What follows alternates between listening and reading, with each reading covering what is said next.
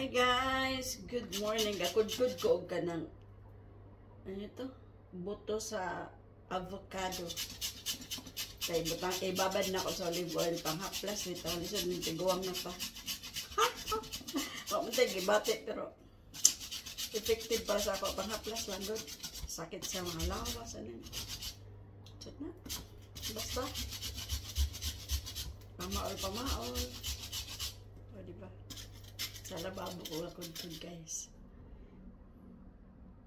So, ilagay na natin dito yung kinayod nating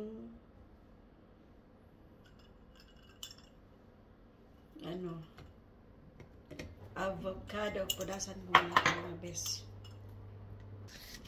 Punasan ko muna siya. Tapos, yung avocadong kinayod. Kaso lang walang olive oil si among lalaki. Nandito nga ako sa bahay ni among. Dito nga pala ako sa bahay ni among lalaki. So, wala siyang olive oil. Dalhin ko to sa bahay ng babae kasi marami siyang olive oil. Mahirap talaga. Pag bachelor ako. Walang kalam-alam. Sabihin pa sa kanya anong bibilin. Ayan guys. So, ibabad siya. Olive oil. Hanggat sa mabasa lang yung buto ng avocado. So, pwede na siyang panghaplas. Diba? Thank you for watching. Bye!